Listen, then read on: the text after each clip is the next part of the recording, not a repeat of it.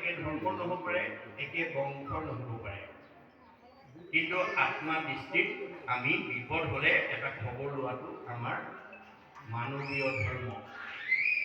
মৃত্যুৰ আগমুহূৰ্তত সকলোকে সন্মুখত দেখা পোৱাৰ লগে লগে পৰীক্ষিতে প্ৰেৰণা পালে, সাহস পালে আৰু প্ৰশ্ন কৰিলে, কোৱা দেৱ ঋষি, কোৱা ৰাজ ঋষি, কোৱা ব্ৰহ্ম ঋষি, কোৱা ঋষিজ, কোৱা গণ্য মান্যসকল, কি কৰিলে মই তক্ষকৰ দংশনৰ পৰা নিজক বচাব পাৰিম?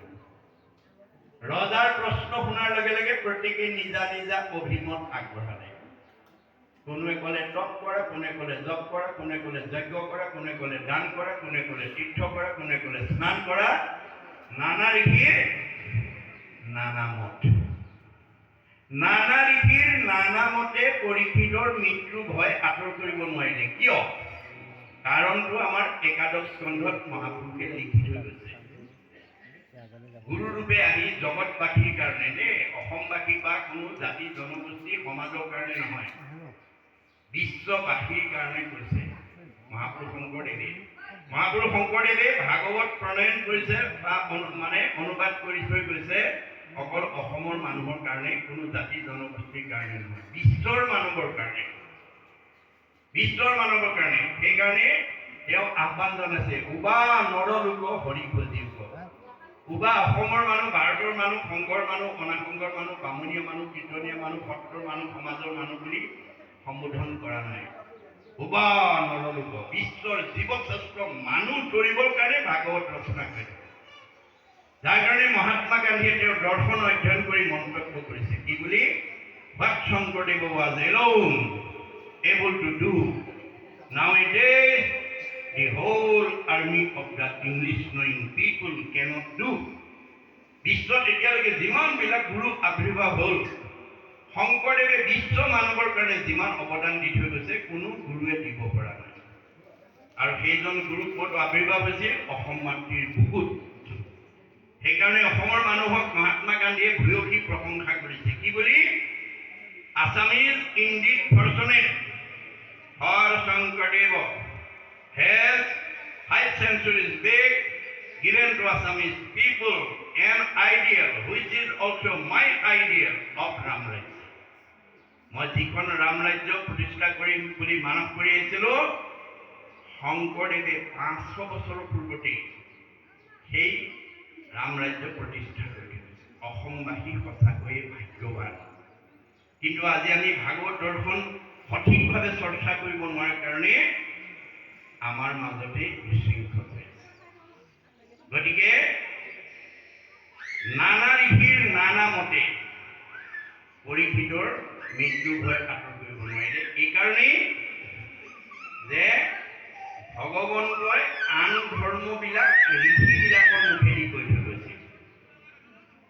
আন ধৰ্ম ঋষিৰ মুখে কৰাইলা বেকত, কহিলা আপোন মুখে নিজৰ ধৰ্ম যত। এই কথা একাদশ স্কন্ধত লিখি থৈ গৈছে। আন ধৰ্মবিলাক ঋষিবিলাকৰ মুখেদি কোৱাৰ কাৰণে নানা ঋষিৰ নানা মত। নানা ঋষিৰ নানা মতে পৰীক্ষিতৰ মৃত্যু ভয় আঁতৰ কৰিব নোৱাৰিলে। অৱশেষত শুকদেৱে আহি 7 দিন 7 ৰাতি প্ৰথম স্কন্ধ ভাগৱতৰ পৰা দ্বাদশ স্কন্ধ ভাগৱতলৈকে নীৰৱ নিশ্চিন্নভাৱে শ্ৰৱণ কৰোৱাৰ লগে লগে, দ্বাদশ স্কন্ধ ভাগৱত শুনাৰ লগে লগে পৰীক্ষিতৰ ব্ৰহ্মজ্ঞান প্ৰাপ্ত হ'ল। মই ইমান সময় মৰিম বুলি যিটো কাৰণে ভয় কৰি আছিলো তাৰ দেখোন মৃত্যুৱেই নাই। আমাৰ আচলতে জীৱৰ মৃত্যু নাই। মৃত্যু কাৰ আছে? দেহৰেহে ধৰ্ম জনম মৰণ। এই দেহটোৰহে জন্ম মৃত্যু আছে, জীৱৰ নাই। এই তথ্য নজনাৰ কাৰণে আজি তাৰিখত আমি কৈ আছো বগীদল ভকত গাঁৱৰ আমুকা মৰিল, তামুকী মৰিল, স্বৰ্গগামী হ'ল, বৈকুণ্ঠগামী হ'ল, প্ৰয়াত হ'ল, বিদেহ হ'ল, ইহলীলা সম্বৰণ কৰিলে আদি নানান ভাষাৰে আমি কোনোবা এজনক মৰাটোকে কৈ আছো। কিন্তু গীতাত কৃষ্ণই অৰ্জুনক কৈছে, সখা মানুহ মৰা বুলি কোৱাটো মিছা কথা কৈছে। অজীৱৰ মৰণ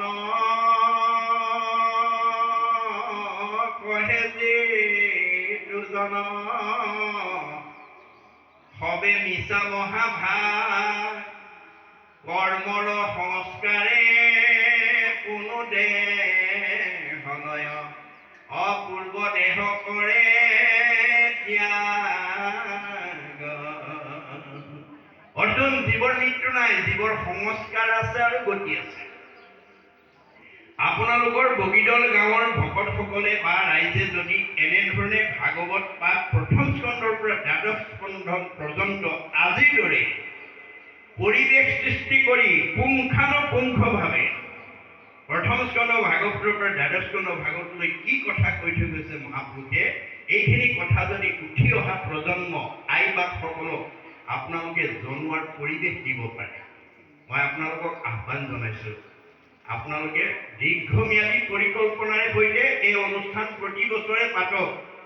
আজি 3 দিনীয়া পাতিছে, কাইলৈ হয়তো আপোনালোকে 2 দিনীয়া বা 4 দিনীয়াও পাতিব পাৰে, সেইটো সমৰ্থৰ ওপৰত নিৰ্ভৰ কৰিব।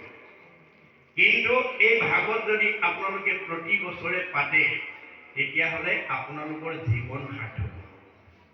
আপোনালোকে যি বছৰত উপাৰ্জন কৰি আজি এই 3টা দিনৰ কাৰ্যসূচীলৈ যিকেইটা দান বৰঙণি দিলে সেইটো আপোনালোকৰ সাৰ্থক হ'ল। অৰ্থ আজি বাৰো কিঞ্চিত একো নাহি ফল যদি নভজয় হৰি চৰণ কমল। আপুনি ধন উপাৰ্জন কৰি যদি ঈশ্বৰৰ কামত ব্যৱহাৰ কৰা নাই সেইটো ধনৰ মূল্য নাই। ভাগৱতে কৈছে, দুখ কৰি ধন ধান আৰ্জা যত মানে কৃষ্ণে এৰে যদি তাকো খাইতে আনে।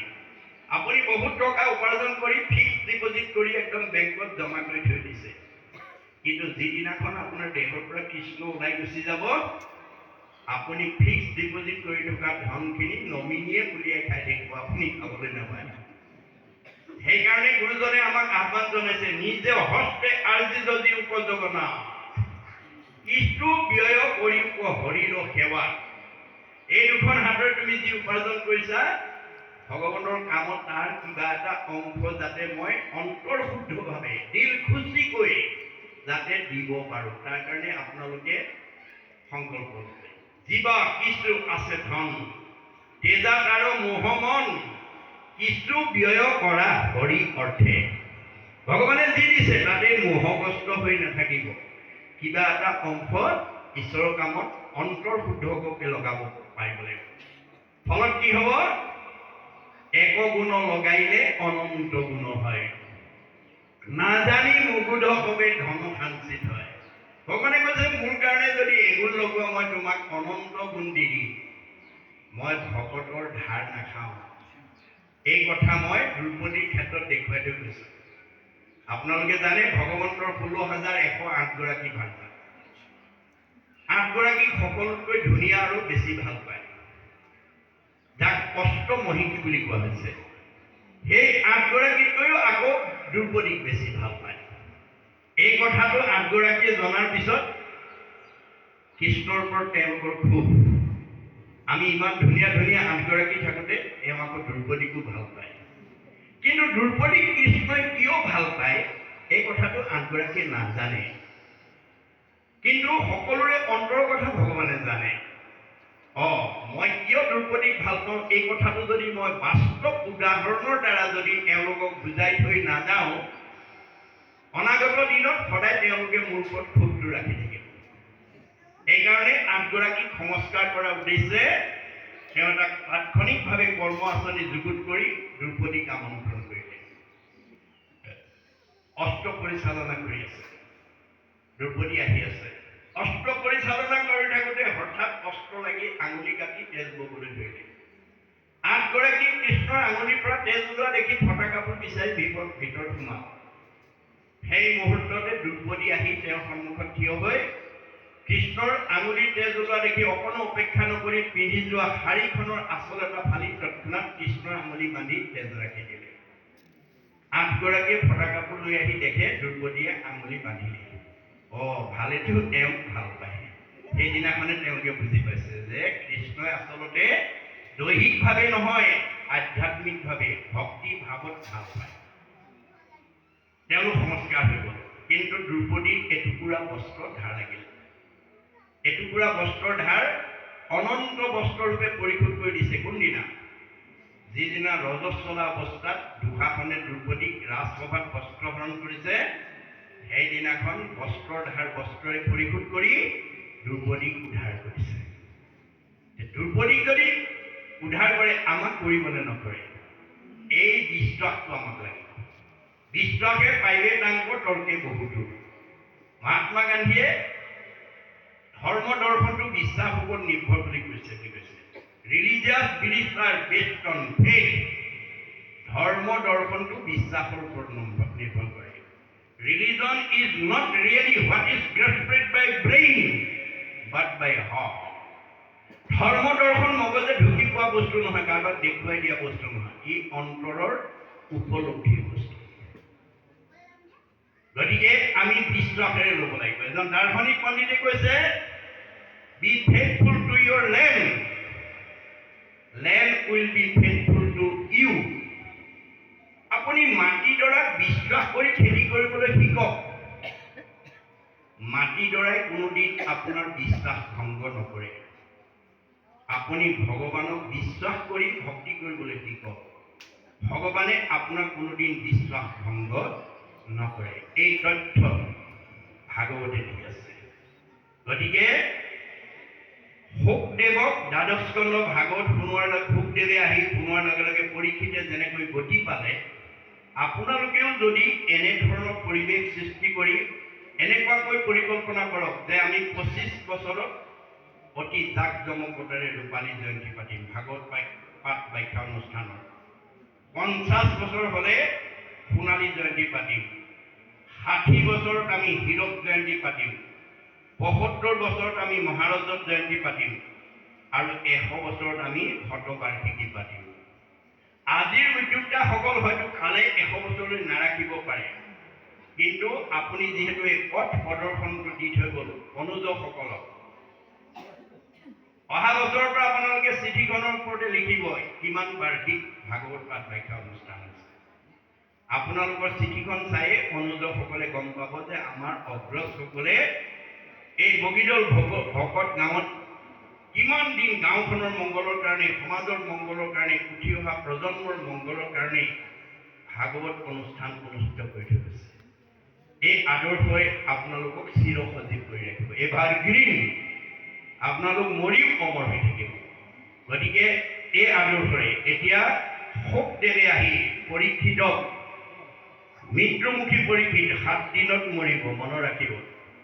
7 দিনত মৃত্যু অনিবাৰ্য। পৰীক্ষিত যদি 7 দিনত মৰে, আমি কেইদিনত মৰিম? আমাৰো 7 দিনে দেই। আজি কি বাৰ? সোমবাৰ দেই। আজি সোমবাৰ। আজি সোমবাৰৰ পৰা অহা দেওবাৰলৈকে এই 7 দিনৰ ভিতৰতে আমাৰ সকলোৰে জন্ম আৰু মৃত্যু অৱশ্যম্ভাৱী। সেইকাৰণে আমাৰ হাতত প্ৰকৃততে ভাগৱত শুনা দিন 7টাহে আছে দেই, মনত ৰাখিব। এই 7 দিনৰ ভিতৰত যাতে ৰাতিপুৱা শুই উঠাৰ পৰা গধূলা হোৱালৈকে এক ক্ষণ মানে যিটো শুনে কৃষ্ণ কথা, তাৰো বিনে আনৰ জীৱন যাই পিঠা। মানুহৰ জন্ম পাই যদি আপুনি এক ক্ষণ চকুত টিপ মৰা সময়কণ যদি ঈশ্বৰৰ কথা শুনিবলৈ আপোনাৰ সময় নাই, আজৰি নাই, আগ্ৰহ নাই, আপোনাৰ ৰথখন ভালকে নচলিব দেই। অৰ্জুনক কৈছে, আৰু হেৰা শুনা তুমি, একবিনে নহ দুই, অবিদ্যা মায়াত ভিন্ন দেখি। হে অৰ্জুন, তুমি মই একেটাই। মায়াত থকাৰ কাৰণে মানুহে আমাক দুটা দুটা বুলি ভাবে। মোৰ অংশ জীৱ তুমি, মই আত্মা অন্তৰ্যামী, এই হেতু তুমি মই সখী। তুমি মোৰ অংশ জীৱ অৰ্জুন, সেইকাৰণে তুমিয়ে মই সখী।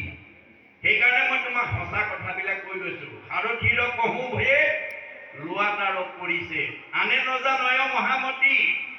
যিগোটা যে মহাৰথী ৰথেশ্বৰী কৰা গতি, ৰথ কোনো চলাৱে সাৰথী। তুমি যিখন ৰথত উঠি মহাৰথী ৰূপে যুদ্ধত অৱতীৰ্ণ হৈছা, কৰ্মত অগ্ৰগতি হৈছা, সেই ৰথখন মই পৰিচালনা কৰি আছো। মনত ৰাখিবা যে অৰ্জুনৰ ৰথখন যদি ভগৱন্তই পৰিচালনা কৰিছে, আমাৰ ৰথখন কোনে পৰিচালনা কৰিছে? গীতাত কৈছে, দেহ ৰথ, ঘোঁৰা মন, ইন্দ্ৰী প্ৰাণ সেনাগণ, বিষয় অৰণ্য ভৈলতা।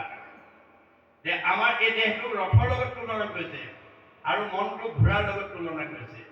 গতিকে দেহৰ অৰ্থ ঘোঁৰা মন, ইন্দ্ৰিয় প্ৰাণ সেনাগণ, আৰু ইন্দ্ৰিয়বিলাকক সেনা সৈন্য বুলি কৰিছে, বিষয় অৰণ্য বৈধতাৰ। আজি আমাৰ বহুত মানুহ বিষয়ত ইমান বিমুগ্ধ হৈছে যে যিজন থকাৰ কাৰণে আমি চকুৰে দেখিছোঁ, কাণেৰে শুনিছোঁ, মুখেৰে খাইছোঁ, হাতেৰে কৰিছোঁ, ভৰিৰে গৈছোঁ, সেইজনৰ কথা শুনিবলৈ, সেইজনৰ কথা ভাবিবলৈ, সেইজনৰ কৰ্ম কৰিবলৈ, সেইজনৰ স্থানলৈ আহিবলৈ আমাৰ বহুতৰ আজৰি নাই। মনত ৰাখিব, যদি যিজন থকাৰ কাৰণে আপুনি চৈতন্য হৈ আছে, সেইজনৰ কথা যদি আপোনাৰ ভাবিবলৈ সময় নাই, আপোনাৰ কৰিবলৈ সময় নাই, তেওঁৰ চিন্তা কৰিবলৈ আজৰি নাই, আপোনাৰ ৰথখন অৰ্থাৎ দেহৰ ৰথখন ভালকৈ নচলিব। কাৰণ আপুনি মনৰ অধীন হৈ গৈছে। মনৰ চঞ্চলতাৰ যদি আপুনি বলি হৈ যায়, আপুনি দেহটো সুস্থ কৰি ৰাখিব নোৱাৰে বুলি ভাগৱতে কৈছে। মনে পাপ কৰে যায় প্ৰাগয় জীৱত, সিকাৰণে জীৱে দুখ ভুঞ্জে সংসাৰত। আজি আমাৰ বহুত কোৱালিফাইড মানুহ, বহুত জনা বুজা মানুহ মনৰ অধীন হৈ আছে। মনৰ কবলত কৰি তেওঁলোকে গুৰুজনাৰ আদৰ্শৰ পৰা নিজক আঁতৰাই ৰাখিছে। মহাপুৰুষ শংকৰদেৱে আমাৰ জীৱশ্ৰেষ্ঠ মানৱ কৰিবৰ কাৰণে কৈছে, তোমালোকে ৰাতিপুৱা শুই উঠিয়ে গা পা ধুই প্ৰথমতে বিষ্ণু যজ্ঞ কৰিবা, তাৰ পিছতহে ভূত যজ্ঞলৈ আগবাঢ়িবা। বিষ্ণু যজ্ঞ মানে ৰাতিপুৱা গা পা ধুই ধূপ ধূনা জ্বলাই আমি গুৰু সেৱা কৰি ল'ব লাগে, ঈশ্বৰ সেৱা কৰিব লাগে, মনটো শুদ্ধ কৰি ল'ব লাগে। মনটো শুদ্ধ কৰি নোলোৱাকে এই পঞ্চভূতৰ দেহ সুস্থ ৰাখিবৰ কাৰণে খোৱা বোৱা কৰিব নালাগে। আমি গুৰু সেৱা কৰি লোৱাৰ পিছতে আমি অন্ন খাব লাগে দেহ ৰাখিবৰ কাৰণে। আজি আমাৰ বহুত মানুহে কি কয় বুজিছা, মোৰ আৰু ৰাতিপুৱা শুই উঠি মুখখন ধুই লাল চাহ একাপ নাখালে নহয়, লগত শুকান ৰুটি এখন, তামোল এখন, চেদা পানী কিবা এমুঠি নাখালে মোৰ পাছৰ ফালৰ কামবিলাকলৈ যাবই নোৱাৰে। এইটো মনৰ বলি হৈছে দেই। আপোনালোক কোনোবা যদি তেনেকুৱা বলি হৈ আছে, আজি ইয়াতে এৰিব। কিন্তু আপুনি মনৰ কবলত কৰি যদি কুসংস্কাৰক যদি অৱলম্বন কৰি আছে, আপোনাৰ দেহটো কেতিয়াও সুস্থ কৰি ৰাখিব নোৱাৰিব। মনে পাপ কৰে যায় লাগয় জীৱত, সিকাৰণে জীৱে দুখ ভুঞ্জে সংসাৰত। আমাৰ দেহে ভোগ কৰিব কিমান 84 নৰক। নৰক মানে দুখ, কষ্ট। আপুনি মনৰ কবলত কৰি কৰ্ম কৰা ফলটো দেহে ভোগ কৰিব। 84 নৰক। এজন দাৰ্শনিক পণ্ডিতে সমীক্ষা দিছে, আমাৰ শৰীৰটো নিজৰ নিজৰ হাতেৰে জুখিলে 3.5 হাত হয়। এহাতত 24 আঙুলকৈ থাকে, 3 হাতত 72 আঙুল, এবেগেটত 12 আঙুল। 72 বাৰে 84 আঙুল দেহতে নখচন্দ্ৰৰ পৰা কেশলৈকে, নখ চুকুৰা হৈ নখ মৰাৰ পৰা ধৰি চুলি সৰা, উপনি হোৱা, উঠি হোৱালৈকে এই 84 আঙুল দেহতে, বাকীখিনি অৰ্শ, গুল্ম, পিত্ৰ, কেঁচুমৰীয়া, মূৰৰ বিষ, পেটৰ বিষ, দাঁতৰ বিষ, কঁকাল বিষ, ভৰি বিষ, কোনে কি ভুগিছে ভুক্তভোগীসকলেহে জানিব। আপোনালোকৰ দেহত যদি কিবা ৰোগে আক্ৰান্ত কৰিছে, তাৰ কাৰণে মন দায়ী। মনক আপোনালোকে সংযম কৰিব লাগিব। আজিৰ দৰে ভাগৱত শুনি অৰ্জুনক কৈছে, অৰ্জুন তুমি 4 মুঠি জীৱৰ ভিতৰত সৰ্বশ্ৰেষ্ঠ উপাধি লৈছা, কিন্তু মনক সংযম কৰিবা, ইন্দ্ৰিয় সংযম কৰিবা, নহ'লে 4 মুঠি জীৱৰ ভিতৰত সৰ্বশ্ৰেষ্ঠ উপাধি লোৱাৰ সাৰ্থকতা নহ'ব। এই প্ৰস্তাৱ শুনাৰ লগে লগে অৰ্জুনে প্ৰতিবাদ কৰিছে, কি বুলি? অহেন শুনি অসন্তোষ কৰন্ত অৰ্জুন, ইন্দ্ৰিয়ক বশ্য কৰি বাক পাৰে গুণ। কাৰ সাধ্য আছে ইন্দ্ৰিয়ক বশ্য কৰিব? প্ৰভু, এই প্ৰস্তাৱটো মই কেতিয়াও গ্ৰহণযোগ্য বুলি নাভাবোঁ। তেতিয়া কৃষ্ণই হাঁহি মাৰি উত্তৰ দিছে, কি বুলি? কৃষ্ণে বোলে, সখী তুমি নকৰিবা ভয়, অভ্যাসতে ইন্দ্ৰিয় বশ্য আপুনি ভয় নকৰিবা অৰ্জুন, অভ্যাস কৰা। এতিয়া আপোনালোকে নিজকে সোধক, ঘৰৰ পৰা অহাৰ পৰা ইমান সময় পথখনত বহি আপোনালোকে শুনি আছে, অকলে নিজৰ ঘৰত এনেকৈ পথখনত ইমান সময় অকলে বহি থাকিব পাৰিলেহেঁতেন নে? নোৱাৰে। কোনে বহুৱাইছে আজি, কিয় বহিছে? এই তথ্য আপোনালোকে আজি জানিব লাগিব, এই ৰহস্য আপোনালোকে ভেদ কৰিব লাগিব।